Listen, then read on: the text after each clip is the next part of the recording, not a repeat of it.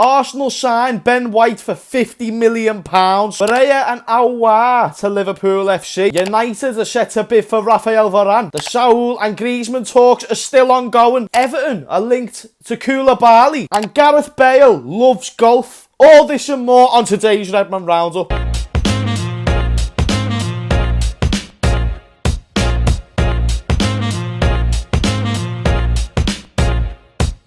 Right, hello there everyone, welcome back to James Redmond TV. This is an early Redmond Roundup for you. This is a late Redmond Roundup for me, as it's 10 past 2 in the morning. I was supposed to upload this yesterday, I didn't, it's going to be uploaded today. But here we are, we're all together. If you enjoy, smash a like, but only if you enjoy anyway. No rambling, let's get into today's Redmond Roundup. So Ben White joins Arsenal Football Club. Ben White has agreed personal terms with Arsenal. This is news that has been pretty known for a while now. And also, the only thing that was keeping the deal back was the fee. The transfer fee has now been agreed for £50 million. If you ask me, Ben White is a very, very solid centre-back. I've got to give that credit to him. Also, he's only 23. He can offer his services in different positions because he is versatile. And in terms of being reliable, he doesn't seem to get injured a hell of a lot. So from that aspect, it's not a bad signing. But I just think for £50 million and the other areas they need to improve on the pitch, I don't know if you're going to be making big signings, if Ben White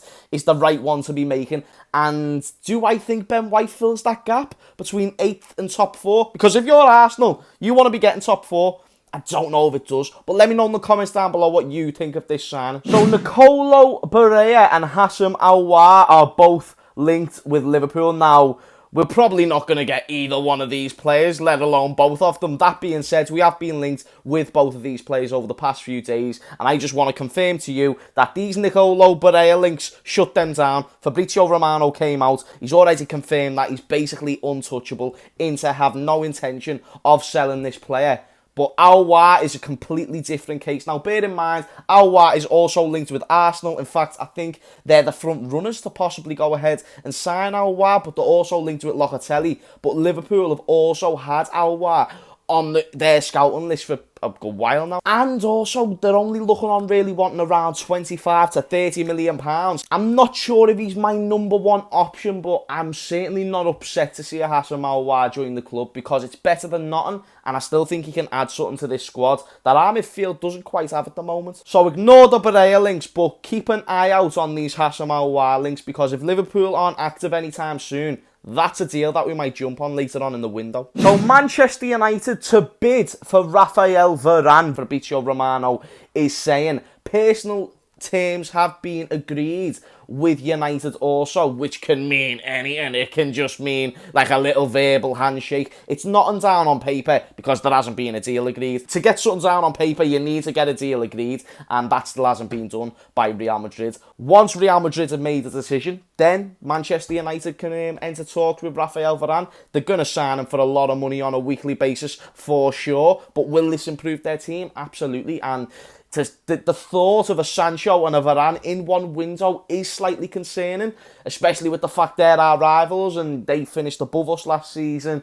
They're now going out and being the big spenders, and they're not really letting much go. But it does lead you to think, are they preparing maybe something big going out the door? But let me know in the comments down below, do you think this Varane deal will get over the line? So Nuno Santo Di Mitato confirms that Gareth Bale will be going, or will not be going, back to Spurs this season. Shock horror. Bale even said a few months ago that he's not going to be coming back to the Premier League. He more than intends to go back to Real Madrid. And fair enough. You can see Bale doesn't love football the way he used to. He's not one of them who wants to play it week in, week out. He's more than happy to get a wage and just play for Wales and play golf, which is boss for him. I say to people, you know, do in life what makes you happy, and if that sincerely makes Gareth Bale happy, then you've just got to give him that level of admiration for the fact he's got the balls to just come out and say it, you know what I mean? He's not going to lead Tottenham on. He's not giving himself other options. He's just saying, mate, I want to play golf and I want to fucking make dough, do you know what I mean? Leave me be. So no surprise there, but I also think that Spurs shouldn't have really looked into that direction anyway. Wouldn't make sense. He's too old. He's going to take a lot of the wage structure, and Spurs need to move forward. So the Saul and Griezmann talks are still ongoing, according to Fabrizio Romano. So the report reports, or the latest news, is basically Atletico Madrid are open to bids to Saul, and also apparently there's been bids coming in for Saul from the Premier League. I think it means Liverpool have got the ball rolling on one of their potential signings. This could be one of them potential signings along with Renato Sanchez. Not at the same time, just, they're two players that we're looking at. Aouar is now added to that list. It just makes you think, where is this going to end up going? I think he'll be happy at Barcelona, but I certainly don't think he's going to turn down and move to the Premier League. So Everton are linked to Begovic and Koulibaly. So with Rafa Benitez taking the job, they're going to be linked with big players. Koulibaly is a huge player, and Begovic, not so much, but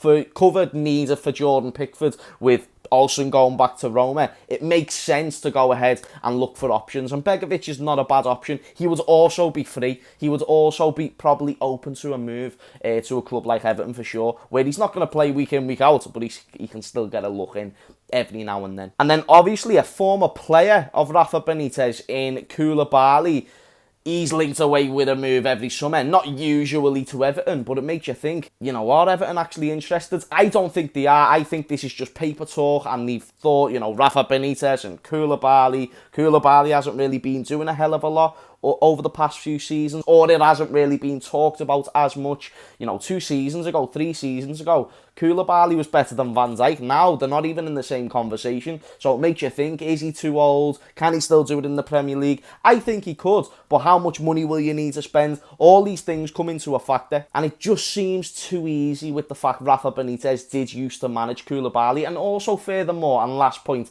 why would Koulibaly leave Napoli to go and play for Everton, who have no European football? And then lastly, before we get into the done deals, Manchester United want to keep Alex Telles. So with being linked with a loan move away from Manchester United to Roma, which was actually supposed to be the case with Spinazzola being injured, Roma needs options. It made quite a bit of sense for this move to maybe happen. Telles has not been getting game time at Manchester United. United have still got Brandon Williams, Luke Shaw, so they wouldn't be short of options within that position. But United have no intent on selling or loaning Alex Telles, at least loaning. I don't know about selling, but loaning. They do not want to loan out Alex Telles to no clubs, and that's pretty interesting if you ask me. Because if I'm United, I cash in on Alex Telles now. You brought him in to be a starting left back. He's now not a starting left back. You shouldn't spend 35 million on a centre back to just push another left back.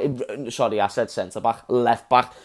It's just crazy. It's ludicrous. I think Brandon Williams will be enough competition for Luke Shaw. Not good enough competition, but your second choice left back isn't never really supposed to be as good as your first choice.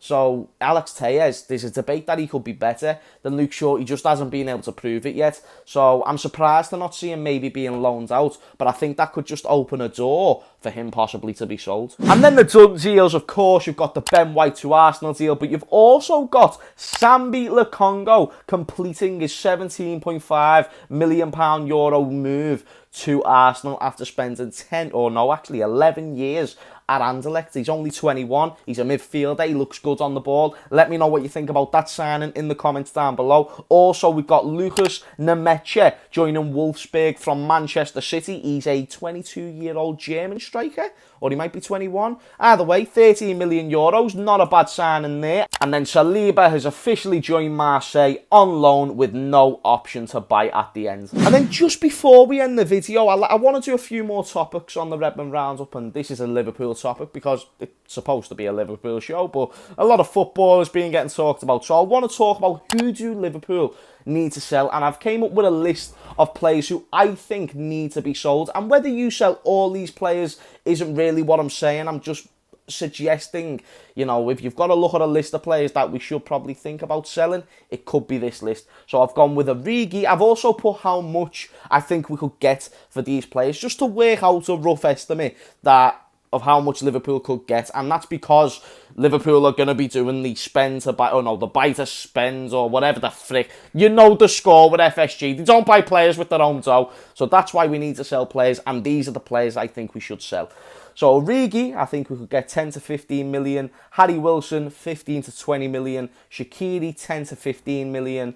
Oxlade or Naby Keita, so not both, either or. And I think for Oxlade-Chamberlain, we could get 15 to 20 million. And then for Naby Keita, we could still possibly get around 25 to 35. Again, I'm making estimates, so I'm not trying to be too low or too high, hence why I'm leaving the gaps in there. Minamino, I think we'll comfortably get 10 million for him, to be honest. No estimates. I think, with that loan spell at Southampton, it could make sense.